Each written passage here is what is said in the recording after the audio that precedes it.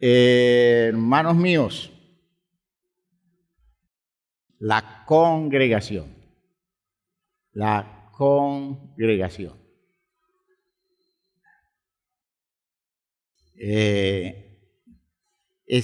Hay un punto que yo sí deseo que la iglesia lo asimile bien, porque nosotros tejemos mucha fantasía al respecto, fantasía religiosa,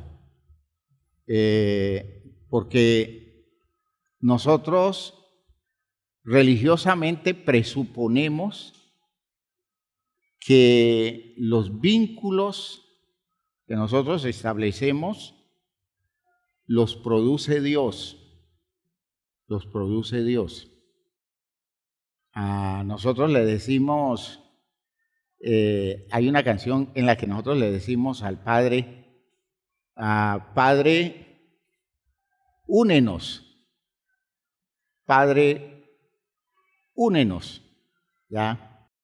Y que el mundo en mí pueda verte a ti, Padre, únenos. Y se está citando el texto de Juan en el capítulo 17. Juan, capítulo 17. ¿Ya? Juan, capítulo 17.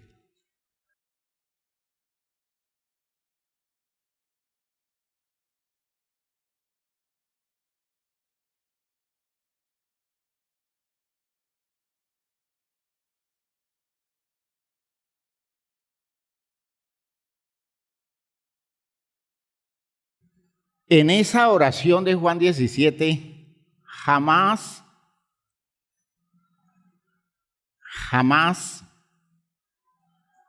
Jesús le está pidiendo al Padre que nos una.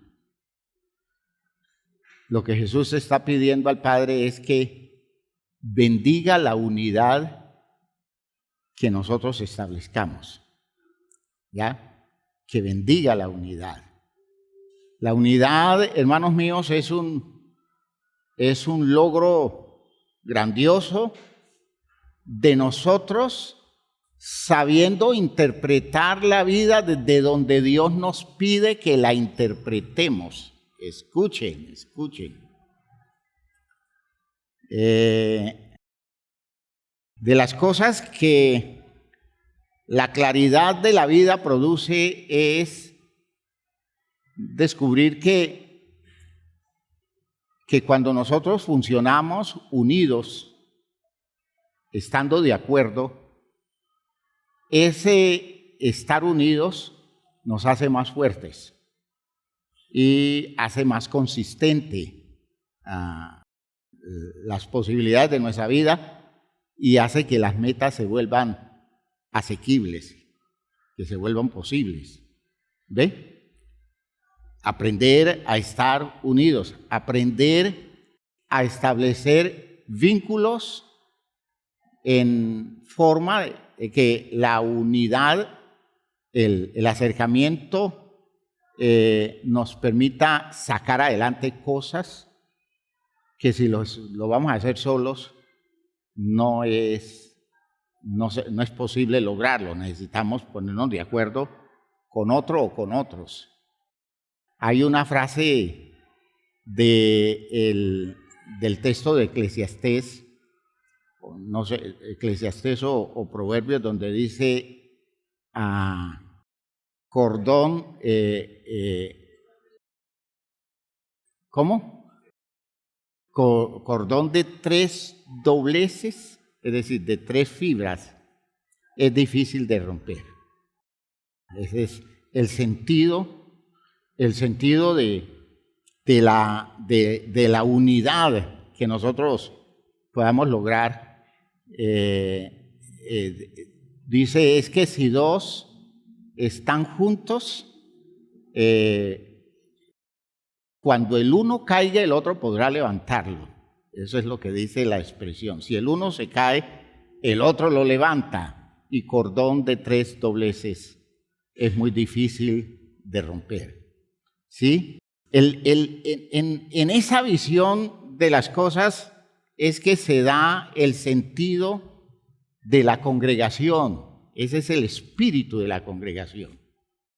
Es lograr la unidad que nos dé fortaleza y que haga posible que consigamos las metas para las cuales Dios nos creó y que solo se alcanzan cuando somos capaces de funcionar como un solo hombre, es decir, como una unidad por el acuerdo que logramos.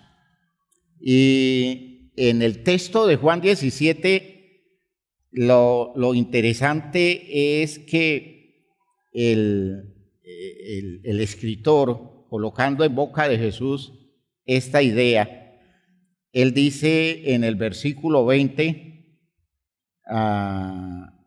mas no ruego solamente por estos, sino también por los que han de creer en mí por la palabra de ellos, para que sean uno.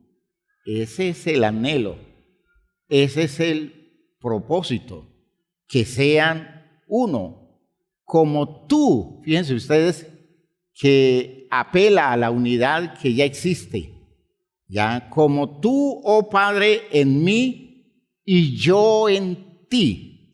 Hay una unidad maravillosa, gloriosa entre el Padre y el Hijo, unidad que en palabras de Pablo, lo vamos a ver ahora, producen los más grandes misterios o secretos del conocimiento y de la sabiduría. Eso lo vamos a leer ahora en Colosenses, ¿sí?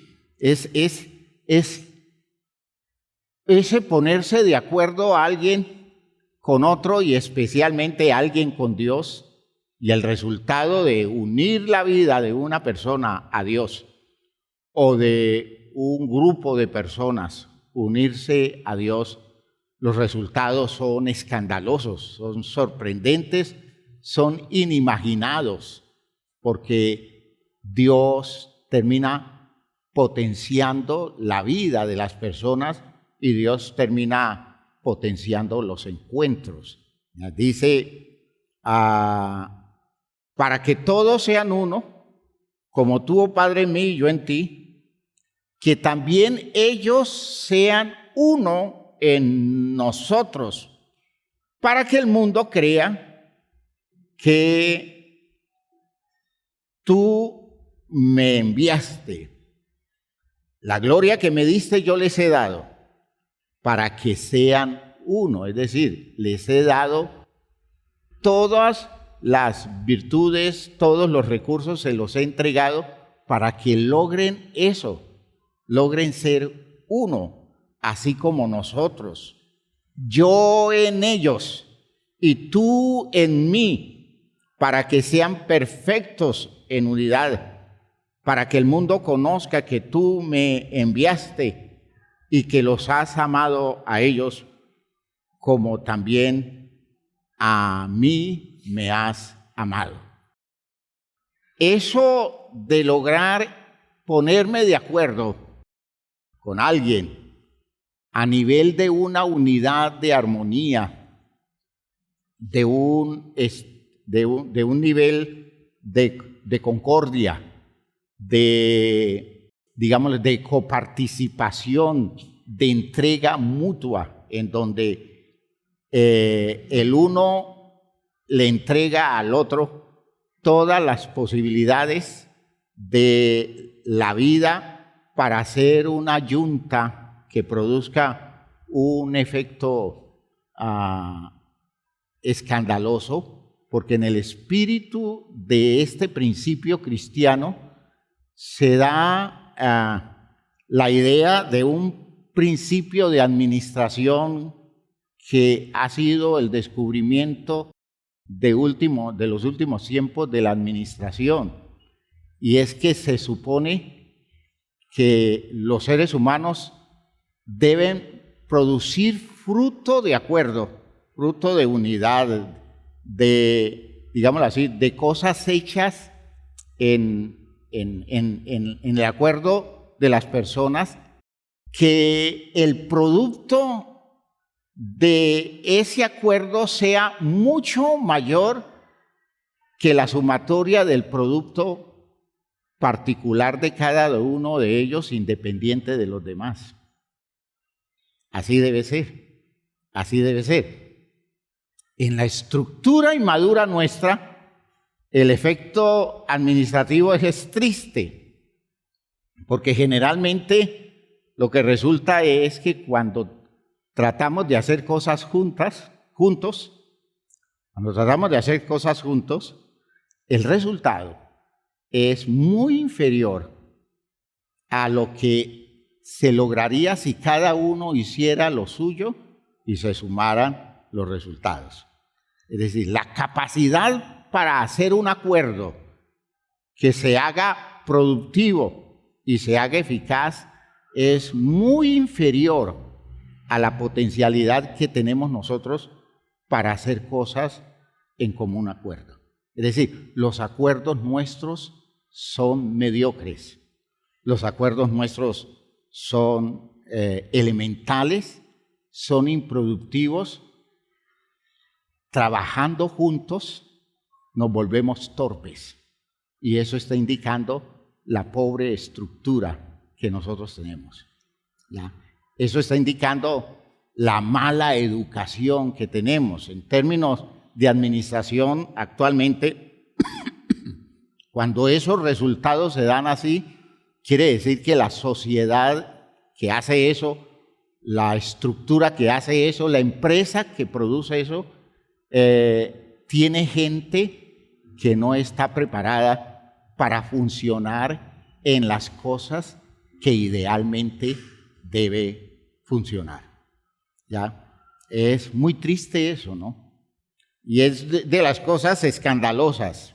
Si nosotros entendemos que en eso consiste la iglesia es un acuerdo, la iglesia es una estructura que agrupa personas que logran entender su vínculo los unos con los otros para hacer una cosa en común.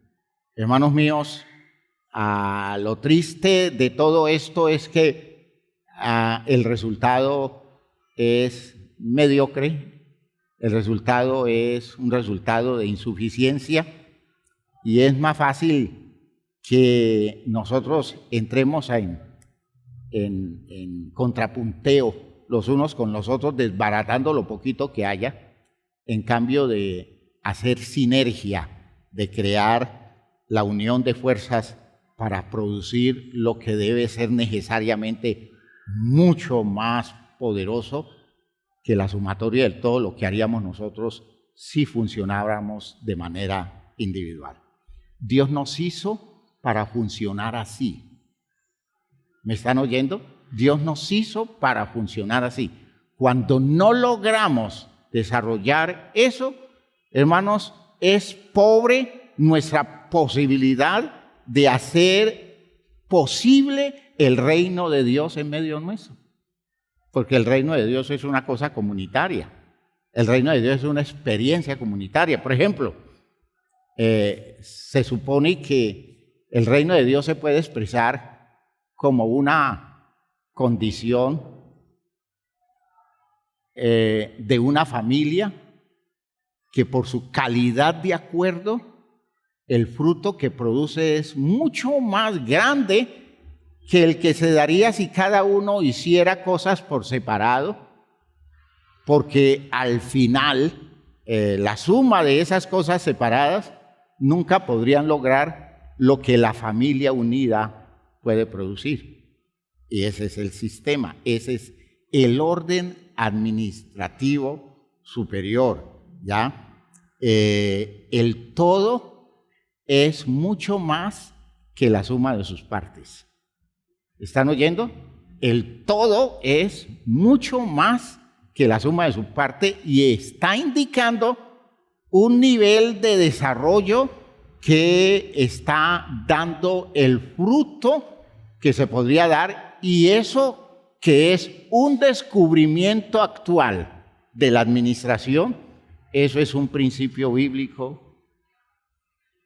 de todos los tiempos.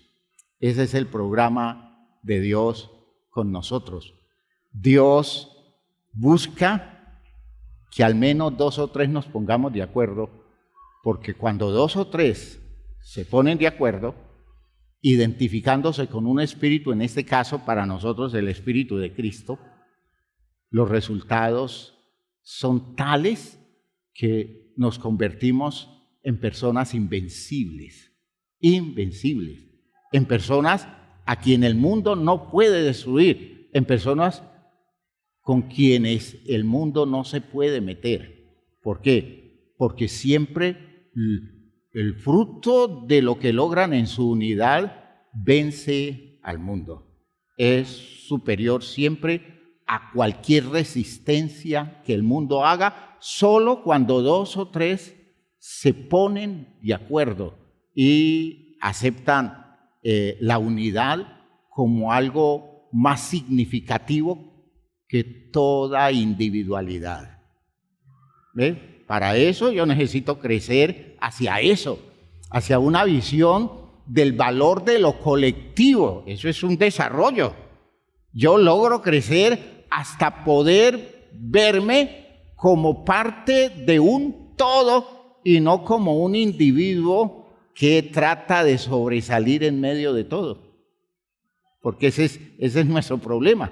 Nuestro problema es que nosotros destruimos la unidad y la armonía de la unidad y la productividad de la unidad por el afán de hacer prevalecer lo individual de cada uno de nosotros. No somos capaces de renunciar a los intereses personalísimos que nosotros tenemos y sacrificamos el beneficio colectivo por los felices resultados del individualismo.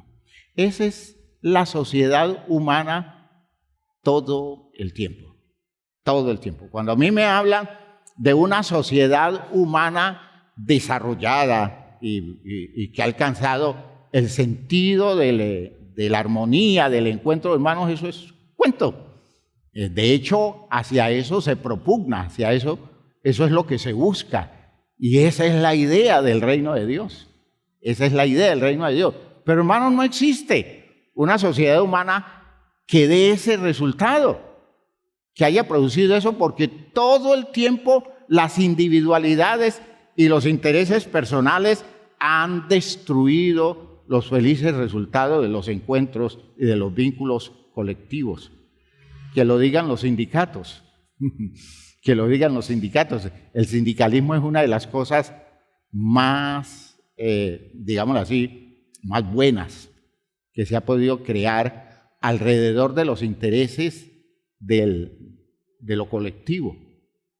Hermanos, en los sindicatos el resultado es nefasto porque siempre terminan prevaleciendo los intereses particulares de los que llegan a estar al frente y son capaces de vender la causa de todo su conglomerado alrededor de conquistas, a veces mezquinas conquistas que no le resuelven ni siquiera el problema a ellos mismos y que terminan por vender causas grandiosas y afectar con eso a mucha gente. Los sindicatos no han funcionado nunca. Al final, los sindicatos son un lastre y qué triste es todo eso cuando debiera ser una cosa poderosamente eficaz. Y eso lo podemos decir aún de las cooperativas. Fíjense que la estructura de las cooperativas es una cosa muy, muy bien hecha con los fines de producir fruto para el bienestar de todos, y uno descubre que las cooperativas fracasan porque las individualidades prevalecen, y entonces a las cooperativas las roban, a las cooperativas las descapitalizan y todo termina igual, ¿ya? Todos los sistemas terminan tocados por la incapacidad de hacer prevalecer el bien común sobre los intereses personales. Y eso es nuestra inmadurez, esa es nuestra condición carnal, bíblicamente hablando. Esa es nuestra ineficacia en la formación estructural de nuestra vida como seres humanos que deberían ser seres con una alta vocación gregaria. ¿Y qué quiere decir gregaria? Alta vocación de comunidad, de grupo, de rebaño, de grey, la grey, ¿ya? Esa condición debiera hacernos expertos, debiéramos ser expertos en resultados colectivos, expertos en productividad de la sociedad por encima de los resultados individualistas, hermanos. Eso no ha sucedido nunca en la historia. De modo que el gran problema de eso es el ser humano que nunca ha podido entender la vocación con la que Dios lo creó, ¿ya? Y por eso todo se pierde. Nosotros ya analizamos en esta visión de las cosas, analizamos la experiencia de Babel, ¿no es cierto? La experiencia de Babel es la experiencia del fracaso de lo colectivo. Lo colectivo fracasó y cosas que iban dando un desarrollo, un gran desarrollo, que incluye el desarrollo tecnológico en la época, hermanos míos, el desarrollo de crear una ciudad y de construir todos los elementos de una ciudad que resuelve los problemas para todos los individuos que ya no van a vivir aislados, sino juntos y sacar adelante algo. Hay un presentimiento siempre de que eso se va a romper, porque no hay consistencia en el espíritu humano para mantener los acuerdos a tal altura que se garantice que la unidad prevalecerá sobre los intereses individualistas. Nosotros vivimos un sueño en la sociedad actual y entonces queremos inventarnos el sistema social, político y económico que haga eficaz la vida comunitaria. Y nunca hemos encontrado eso, aunque le damos nombres rimbombantes, ¿no? A nosotros le llamamos socialismo, a algo que no es más que el mismo individualismo marcado desde un territorio de sueño y de ilusión. Comunismo. Son términos mentirosos porque nunca ni ha habido un socialismo real, ni ha habido un comunismo real. Y la idea capitalista, que es la idea más descarnada de ver el individualismo y hacer del individualismo un territorio defendido y un territorio promovido. El individuo es más importante que la comunidad. El individuo está por encima de los intereses de la comunidad. Eso es el capitalismo. Hermanos, eso es lo que prevalece. Y las llamadas sociedades socialistas y las llamadas sociedades comunistas son todas sociedades capitalistas. Todas. Que resulta tan majadero ese cuento de que traten de mostrarnos el socialismo de Cuba, el socialismo de Rusia, el socialismo o el comunismo de los chinos, cuando son estructuras capitalistas, estas dos últimas muy productivas, igual en competencia con el capitalismo occidental de Europa y de Estados Unidos. De modo que tanto cuento y nosotros creyendo cuentos y no entendemos que el escollo para todas esas cosas, para el trabajo comunitario, como debe ser, el escollo es el hombre, el inconveniente es el ser humano, es la persona humana. La persona humana se rebela contra todo aquello que lo lleve a renunciar a sus intereses personales a favor de la vida comunitaria. Nadie quiere soltar de buena gana, nadie quiere renunciar a gusto, por el bienestar de todos. Esa visión es la visión cristiana, que de hecho hace que el cristianismo también sea muy difícil. Nosotros tenemos muchas iglesias de estructura religiosa que se define como cristiano, pero tenemos muy pocas entidades sociales religiosas auténticamente cristianas.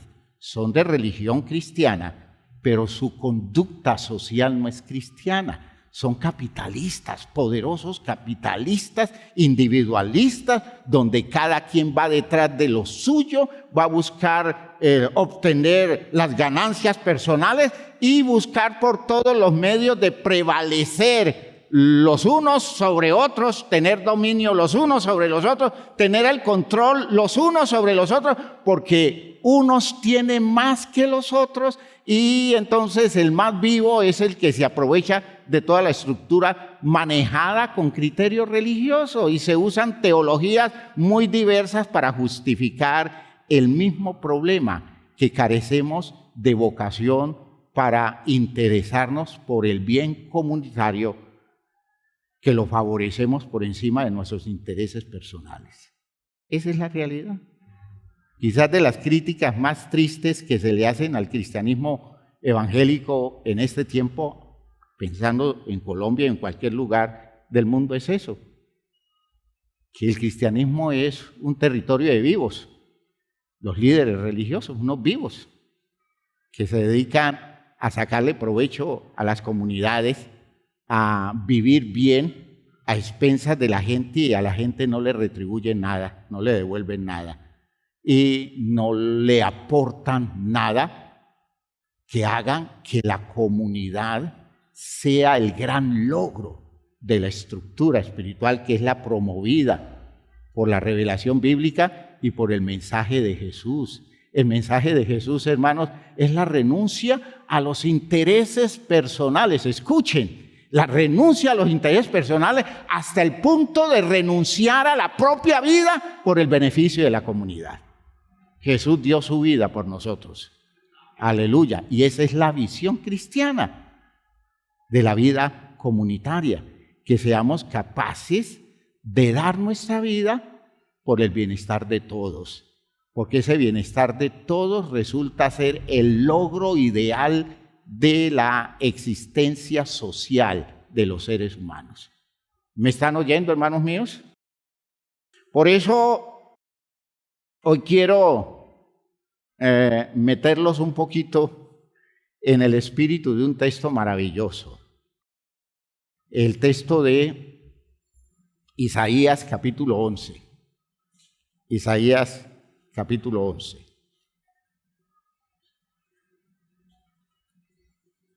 Isaías 11.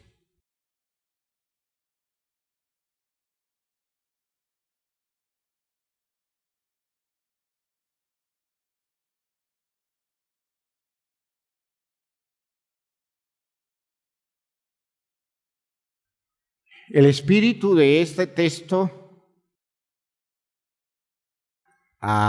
es el ideal de la visión comunitaria según el Espíritu de Dios, según la revelación de Dios. Es un texto sorprendente, ¿no? Es un texto que yo diría es inspirador y presenta lo que nosotros definimos como la utopía suprema. La utopía suprema. ¿Y qué es la utopía? Algo que queremos que suceda, el ideal que tenemos de las cosas que entendemos deben darse, pero que se ven casi imposibles. Pero la utopía es un programa. La utopía es un programa y existe como programa. Y la utopía es el programa de la revelación bíblica, ¿ya? Cuando nosotros escuchamos la letra, la música y la letra del himno a la alegría, de la Novena Sinfonía de Beethoven. La letra es un poema, creo que es de un señor Schiller. Ese señor compone ese poema sencillo que retoma Beethoven y lo incluye en el último movimiento de su Novena Sinfonía, el cuarto movimiento. Y habla de ese sueño del ideal cuando los hombres volverán a ser hermanos, ¿ya? Cuando los hombres volverán a ser hermanos. O escucha, ¿cómo dice? Escucha, hermano, la canción de la alegría, el canto alegre del que espera un nuevo día. Ven, canta, sueña cantando, vive soñando el nuevo sol en que los hombres volverán a ser hermanos. La utopía, esa es la utopía. Eso que uno dice, pues eso sería lo ideal, eso sería lo máximo, eso sería lo último, pues. Y ese es el programa. Ese programa que lo soñamos nosotros es la promesa de Dios, es la gran promesa de Dios que nosotros comenzamos a gestarlo desde acá en la vida social nuestra, que se vincula en ese esfuerzo de los seres humanos por ponerse de acuerdo y que Dios bendice a través de la obra de su Espíritu. Pero recuerden, es un logro humano que parte de la iniciativa de cada individuo. Porque es de las cosas escandalosas. La armonía, el acuerdo, el logro supremo de la unidad comunitaria en la utopía es iniciativa de todos los individuos que se ponen de acuerdo, aportando cada uno su esfuerzo personal para lograr unirse al otro, aún sacrificando intereses muy personales, convencidos de que si yo logro unirme al otro y con ese otro logramos sacar adelante el producto de nuestra unidad, lograremos con eso dar un resultado mucho más grande que el resultado que daríamos cada uno de nosotros haciendo lo suyo y desconociendo el valor y el aporte del otro que se une a mi causa, aportando lo suyo para la causa común. ¿Va quedando clara la idea? Principio fundamental de la fe cristiana. Es la búsqueda del judaísmo que el cristianismo retomó y perfeccionó en Cristo. Por eso, Isaías 11 es el sueño, el cántico dirigido a la visión válida de los hombres que se disponen con tanto esfuerzo a lograr metas como esta que Dios termina respaldando. Miren cómo dice, y lo presenta a través de la iniciativa de un hombre que tiene autoridad, de un hombre que tiene poder, un hombre descendiente de familia real, y ese hombre que teniendo derecho a todo por ser un príncipe, por ser alguien grande de origen, al contrario, decide renunciar a lo suyo para hacer de su vida un territorio que se convierta en matriz de una comunidad de armonía y de entrega para dar los resultados que la humanidad siempre ha necesitado, unos resultados que producen el impacto de unos, digámoslo así, como de una sociedad que es superior a cualquier sociedad humana común, que la hace indestructible y que la hace merecedora de un derecho eterno. Esa sociedad nadie la destruye, es una sociedad que permanece para siempre. Esa sociedad se llama reino de Dios. Gloria de Dios, gloria a Dios. Ahora, entiendan que reino de Dios, paradójicamente, es sociedad humana. Reino de Dios no es la idea de un lugar donde Dios está y allí llegan los otros. Reino de Dios es el territorio donde los hombres se ponen de acuerdo y Dios tiene por ese acuerdo de los hombres libertad para llegar y aportar lo suyo, su bendición, su respaldo, su poder, su fuerza. Gloria a Dios. Reino de Dios es la sociedad ideal. Y todo a partir de la iniciativa de un hombre que, teniendo derecho a todo, renuncia a todo por el bienestar de todos. Oiga, renuncia a todo por el bienestar de todos. Y cuando ve el resultado, se sorprende de que su pequeño esfuerzo, que es la entrega de su propia vida, una vida humana suelta no es nada aparentemente, y la entregó totalmente, su pequeño esfuerzo produce el resultado más escandaloso que se puede producir. Una sociedad que se levanta escandalosamente exitosa, poderosa, reivindicadora de derechos humanos y con la oportunidad de construir un logro, el reino humano, donde la justicia, la verdad, donde los valores supremos prevalecen por encima de todos los otros intereses y le niegan la entrada a la maldad porque el poder de la verdad se hace exitoso. Gloria a Dios. La maldad, hermanos míos, en la vida humana es todo aquello que promueve las individualidades. A partir del complejo, ¿no? Hay un complejo. Cuando uno trata de hacer prevalecer su individualidad, es porque uno no se siente suficientemente, digámoslo así, capaz de estar satisfecho con los valores propios de su vida. Y entonces yo trato de hacer ver mi derecho individual prevaleciente, de modo que todo el mundo sepa que yo estoy allí, que yo soy ese y que me respeten el territorio de mi individualidad. Esa es la sociedad en la que vivimos.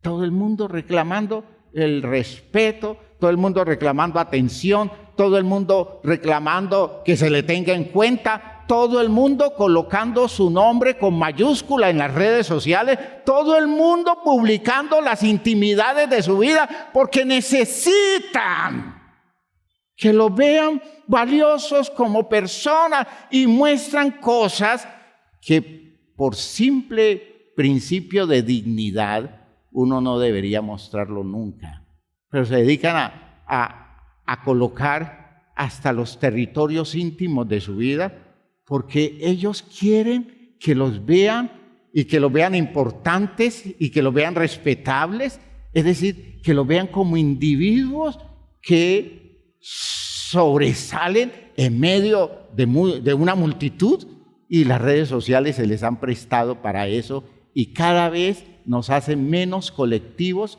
nos hacen menos comunidad y cada vez nos hacen más débiles y más manipulables. ¿Ven ustedes? Trabajo de unos intereses, trabajo de un programa. Conviene, y eso es el mal, conviene mantenerlos distantes. El dicho es: divide y reinarás. Divide y reinarás. Si tú logras ponerlos en conflicto, tú logras manejarlos a tu antojo.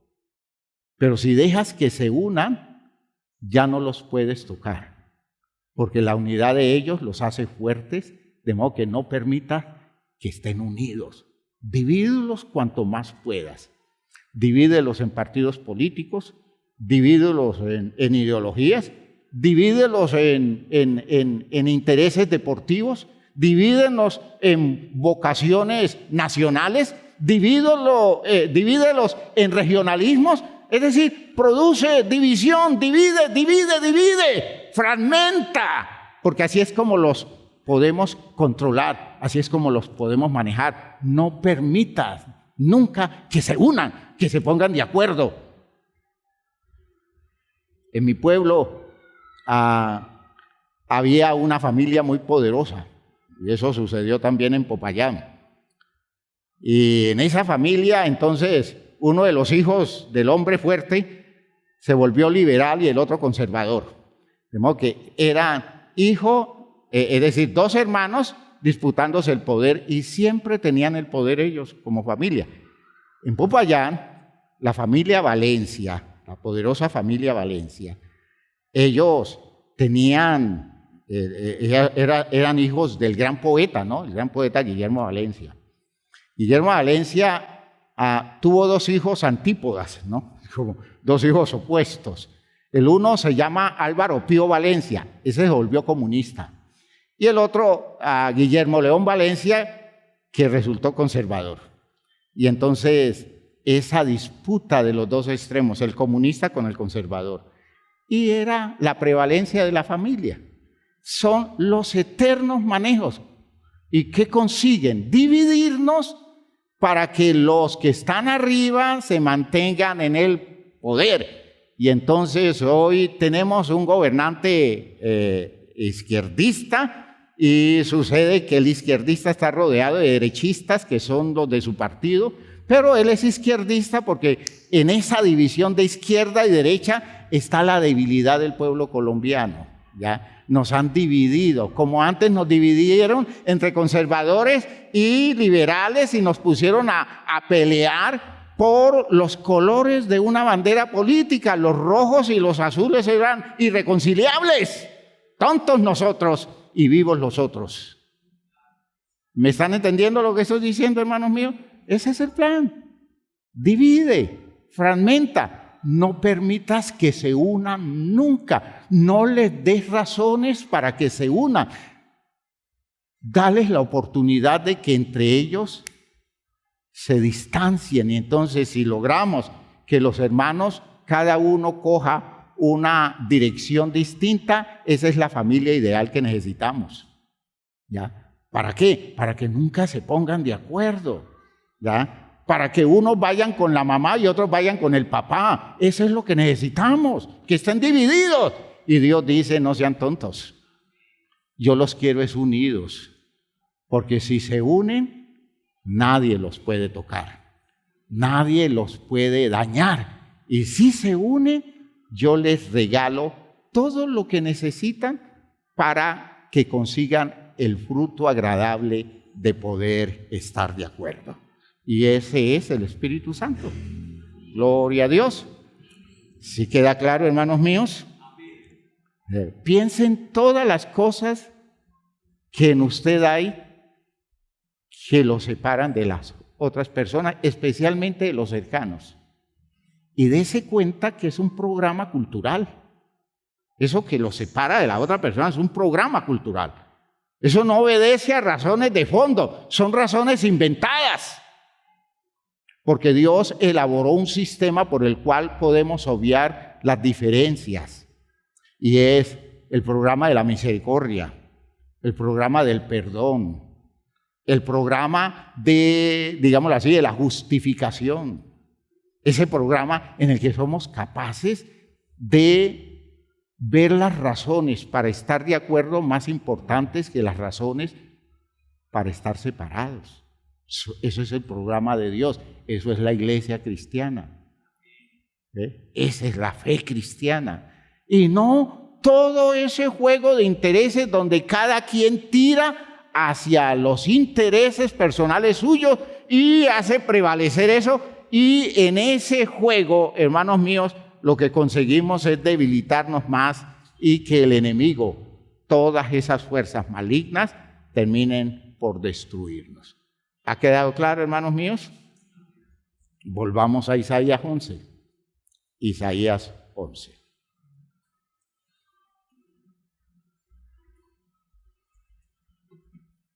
Saldrá una vara del tronco de Isaí. Isaí es un patriarca, es decir, un hombre jefe de familia. Es un jefe en Israel, jefe de una familia que habitaba en un poblado que se llamaba o que se llama Belén. Ese señor Isaí es el origen de todo digamos así, según los israelitas, de todo un plan de Dios que define el principio del Cristo, la cristología, como principio de vida social, como fundamento de la estructura social y de la gran esperanza del pueblo de Israel, parte de una familia, una familia de campesinos, de gente viviendo en una vereda. Eso era Belén, una población pequeña. Un hombre que tiene bastantes hijos, pero que tiene un último hijo, el más pequeño de todos y el menos representativo, sistema de Dios, para evitar que los intereses humanos prevalezcan sobre su propósito, sobre su plan. Dios siempre escoge lo débil del mundo, lo menospreciado, escoge Dios, y lo que no es, para deshacer lo que es.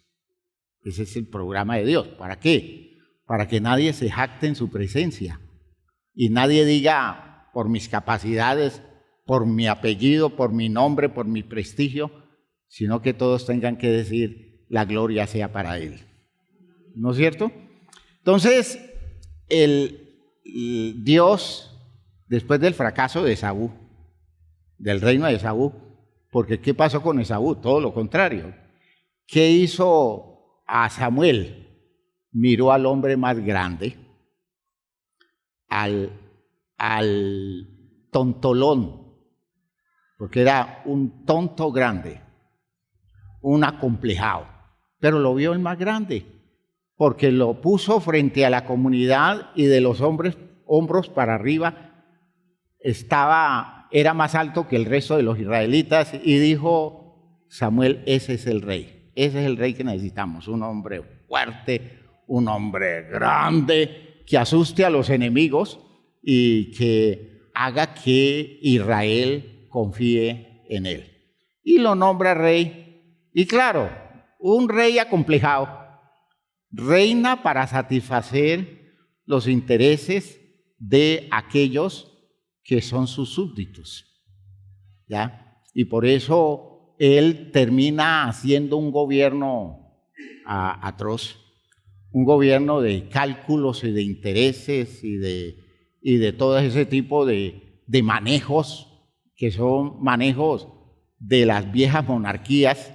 Apenas está comenzando el reino y ya se está degenerando como las viejas monarquías, donde prevalecen los intereses de uno superando las propuestas de otros, y en cambio de unir está desuniendo más y está dándole el poder a aquellos que le hacen daño al pueblo. Al final el reino fracasa, ¿ya? El reino fracasa. Y Dios le dice a Samuel: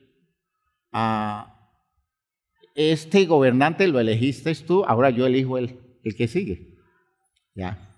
Y entonces Dios le dice: vete a la casa de Isaí, y se fue a la casa de Isaí.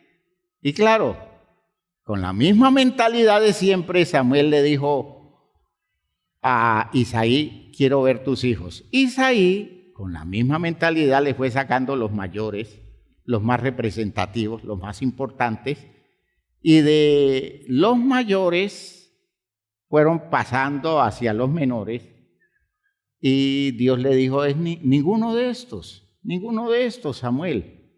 Y entonces le dice Samuel a Isaí, ¿y tú no tienes más hijos? Ah, sí, el pelado, el chiquito, el que está cuidando las ovejas, porque ese es el trabajo más menospreciable que puede haber, cuidar las ovejas. Él está en el monte con las ovejas. Pero ese no, imagínese, ¿qué puede representar ese? Y le dice Samuel, tráelo, porque parece que ese es. Pues para usted y para mí no es, pero para Dios sí es. Porque le dice Dios a Samuel, el problema de ustedes es que ustedes miran lo que está delante de sus ojos, yo miro el corazón, ¿ya? Y hermanos míos, Dios termina ungiendo como rey a un niño, a un adolescente, ¿ya? Un muchacho solo que tiene una virtud, que es de los pocos de esa casa que tienen experiencias con Dios, que conoce a Dios, que ha visto a Dios obrar y por tanto ha desarrollado una valentía en su fe y se ha enfrentado a fieras defendiendo sus ovejas y ha mantenido en vigencia sus principios en medio del monte, y Dios lo ha guardado allá de la corrupción social que hay en el mismo entorno familiar. Lo sacó metiéndolo en el monte, lo apartó y lo fue preparando en experiencias. Cuando el hombre sale, el muchacho sale, Samuel se sorprende. Un muchacho con una personalidad extraordinaria, la que nunca tuvo Saúl, Es un muchacho de personalidad, con criterio, con visión objetiva y con temor a Dios. ¿Ve? Hermanos míos, y comienza a desarrollarse toda la estructura de un ser humano en el estímulo de los valores de Dios y con una vocación de nación, una vocación de pueblo, de dignidad nacional, que nadie la tenía en aquel entonces, porque era un pueblo de campesinos, un pueblo de pastores de ovejas, en ese espíritu individualista de ellos, y él fue creando la visión nacional de Israel. El creador del Estado de Israel es un muchacho a quien entendió que el futuro de su nación estaba en la unidad que lograra. Gloria a Dios. Fíjense ustedes. Y por esa razón es que ese hombre, ese muchacho, se convierte en la base de una poderosa vocación nacional, dignidad comunitaria, que cuando usted examina hoy lo que son los judíos, con todas las visiones de intereses económicos de los judíos, con todos los cálculos de los judíos, ellos han hecho prevalecer su visión nacional por encima de los intereses particulares de ellos. Y son ricos, y son fuertes, y son poderosos, pero nunca eso que son ellos individualmente lo han hecho prevalecer por encima de lo que son ellos como nación, como pueblo, como único pueblo, porque ellos entendieron que la forma de defenderse en el mundo y salir adelante era crear una nacionalidad que fuera reivindicada por todos, trabajada por todos y establecida por todos en el interés comunitario por encima del individualismo. Ese es el principio de Isaías 11. Ese es el principio. ¿Ya? Esa es la base de la iglesia cristiana. Ese es el principio que fundamenta la iglesia cristiana. que no siempre ha sido fuerte en Israel, y cuando Israel ha flaqueado en eso, Israel se convierte en una nación golpeada, una nación destruida, agredida. ¿Por qué? Porque debilita su fortaleza, y su fortaleza es su unidad. Y su unidad está fundada en los valores y en los principios que defiende. Y los valores y principios que defiende se fundamentan en la fe en su Dios. Aleluya. ¿Ah? Y ellos entienden que el día que suelten los destruyen, porque enemigos tienen por todo el mundo, y se han sostenido allí en ese pequeño desierto del Medio Oriente, se han sostenido porque son una nación unida con gente en todo el mundo que lucha por mantener la vigencia de ellos, y son un pueblo con una tecnología vigente. Van en avanzada, ellos siempre van adelante porque les da miedo quedarse atrás, y Dios les prometió que ellos serían cabeza y no cola, y esa promesa tiene que ver con su visión nacional, con el interés que tienen de estar siempre desarrollando las cosas que los mantengan en la punta y no en la cola, para no ser víctimas de los manejos de los manejadores del mundo. ¿Me están oyendo lo que estoy diciendo? Poder de la unidad, hermanos míos, poder de la unidad. Si nosotros entendiéramos eso, y si como iglesia lográramos eso, siquiera como iglesia, aquí en este tiempo lográramos eso, hermanos, nosotros haríamos temblar esta sociedad. Si pudiéramos entender la unidad a la que Dios nos ha llamado, la vocación que tenemos como pueblo de Dios. Pero no, andamos por allá en las nubes, buscando todo el mundo lo suyo, su cuento, su idea, su plan, sacrificando la visión comunitaria por intereses donde venden causas grandes por cualquier bicoca, por cualquier cosita que les dan para hacerse importante en este mundo y no darle a Dios la oportunidad de hacer grande la iglesia a través del esfuerzo y el sacrificio de todos nosotros. ¿Va quedando claro, hermanos míos?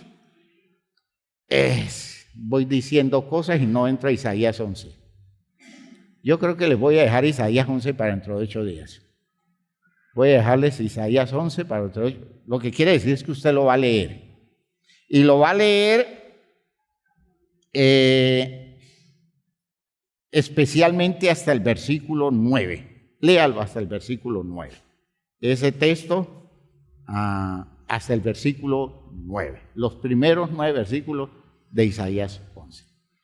Hermanos, la comunidad de fe, la estructura social de la iglesia es nuestra máxima oportunidad.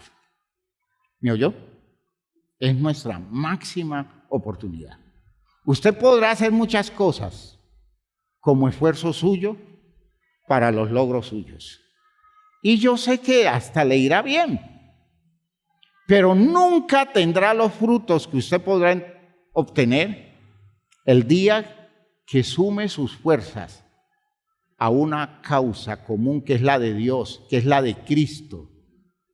Y le aseguro que lo que usted sumará como fruto es algo que por mucho esfuerzo individual que usted haga, jamás lo va a lograr. Y allí es donde va a descubrir que todo lo que le llega viene de Dios a través de su vínculo comunitario. ¿Ha quedado claro? ¿Sí está quedando clara la idea, hermanos míos? ¿Qué miedo da cuando no nos podemos poner de acuerdo en lo mínimo, ¿no? ¿Qué miedo da? Esa situación la veo en Colombia y a mí me aterra. A mí me aterra el futuro de Colombia porque cada vez yo veo a Colombia más polarizado. ¿Y quiénes nos polarizan? Los vivos. Los vivos son los que nos polarizan. Y de hecho Colombia demuestra que es un pueblo de tontos. Es un pueblo de tontos que se deja meter en esas polarizaciones y creen que están defendiendo la causa de la vida porque el hermano pelea con el hermano. El amigo entra en conflicto con el amigo porque son tan opuestos, son tan distantes, son tan irreconciliables, porque el uno es comunista y el otro es derechista, el izquierdista y el derechista no se ponen de acuerdo y se pelean y se cortan la cabeza en la misma casa y no logran descubrir que si se unieran e hicieran prevalecer su acuerdo, su unidad, ellos estarían logrando un fruto que así como los están manejando jamás lo van a lograr. A mí me produce angustia cuando a la comunidad de la iglesia la dividen intereses políticos. La dividen intereses políticos. Cuando a la comunidad de la iglesia la dividen intereses económicos. Y cada quien está buscando hacer prevalecer lo suyo propio y no entiende que Dios nos manda a unirnos para recibir la bendición de Él en dimensiones que individualmente jamás las vamos a lograr.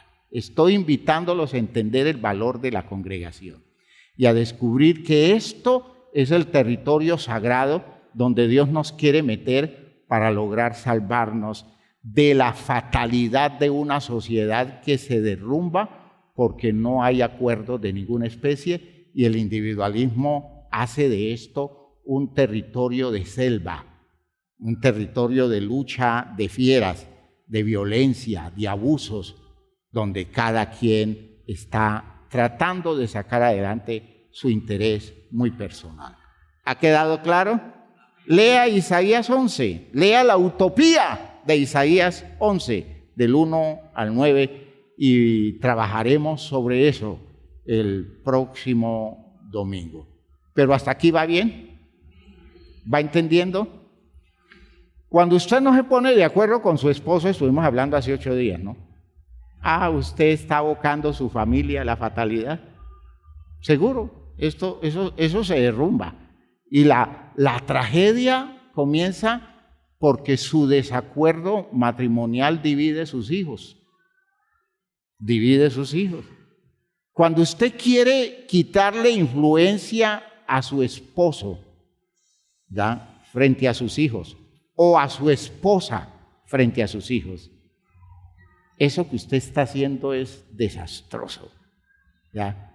Cuando usted genera división en la familia porque la mamá pone a pelear a los hijos, así hay muchas madres que ponen a pelear a los hijos, se quejan de unos frente a los otros y de esos frente a los otros y los pone en conflicto la mamá en medio diciendo este me hizo esto, este me hizo eso y se pelean entre ellos y esa mamá no se da cuenta que está destruyendo su familia cuando debiera buscar caminos que los pusieran de acuerdo y eso es lo que Dios quiere que nosotros hagamos. Cuando usted divide a los amigos porque quiere controlar territorio y entonces lanza chismes para generar conflictos entre los amigos, no sabe que está haciendo un daño atroz que lo va a cosechar usted con tragedia. Usted lo va a cosechar con tragedia. Cuando usted es incapaz de encontrar un territorio donde el orden prevalezca y usted respete un sistema ordenado, el que Dios ha dispuesto, usted va a sufrir eso como una cosa muy triste y una condición que va a destruir todo lo que usted haga porque no hay futuro para esa mentalidad. Esa idea que nos han metido de que primero yo, segundo yo y siempre yo, esa es una idea fantástica pero no real. La realidad de eso son de unos cuantos años, pero cuando llega la tragedia y las dificultades, uno descubre que si uno no tiene un entorno social que lo sostenga, uno solo no tiene futuro. Y no importa la plata que usted tenga, usted solo no tiene futuro, porque usted no puede ir más allá de la muerte, ¿no es cierto? Nadie va más allá de la muerte. Pónganse de pie, por favor, hermanos míos.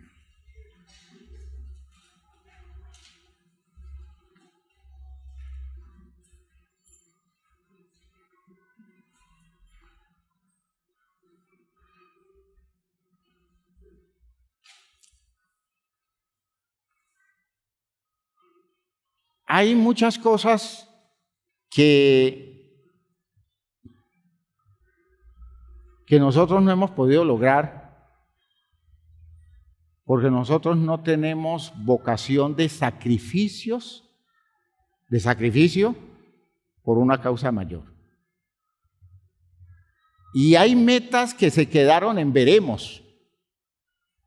Y lo digo a nivel matrimonial, a nivel familiar, lo digo a nivel de vínculos sociales, de amistad, lo digo en cosas de negocios.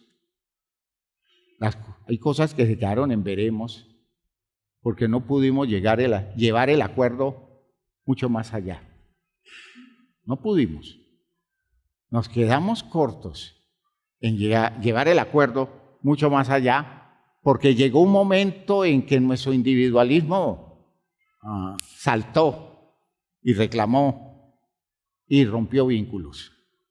Y se lo digo con toda certeza, una de las cosas que generan nuestro subdesarrollo ha sido eso, que nosotros todo el tiempo hemos permitido que nos dividan y todo el tiempo hemos luchado por hacer prevalecer nuestro deseo personal por encima del bien de todos.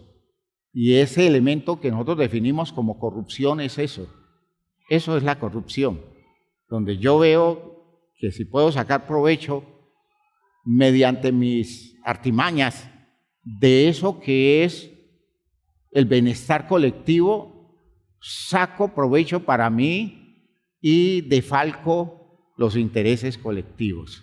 Y me importa un comino que eso produzca muerte, que eso produzca tragedia, dolor, sufrimiento, no me importa porque yo me siento orgulloso de ser tan vivo, de haber sacado ventajas de un territorio que me colocaron al alcance y en las manos.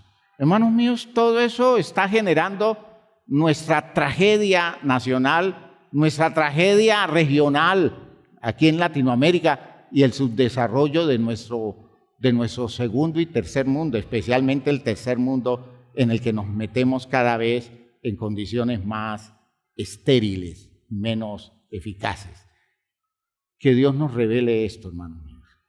Yo estoy luchando porque la iglesia entienda el valor que tiene de ser iglesia y que pueda hacer de esto una fortaleza y que nadie nos toque y que nadie nos manosee la vida y que con nosotros no jueguen y que nosotros reivindiquemos las poderosas causas de la utopía de la fe judeo-cristiana, que es una promesa de Dios para nosotros. ¿Quedó claro, hermanos míos?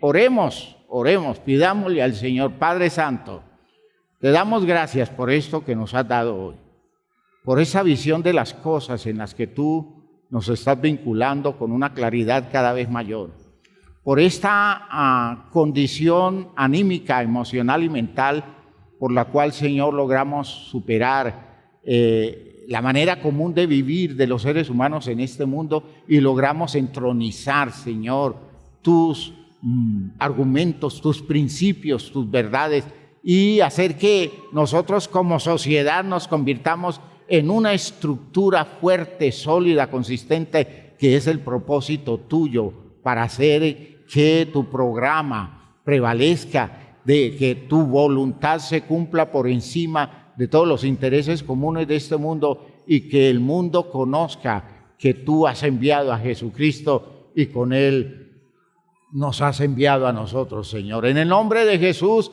te agradezco esta manera que tienes de despertar sensibilidad en nosotros y de ponernos, Señor, en alerta, en disposición para entender cosas nuevas y cosas superiores.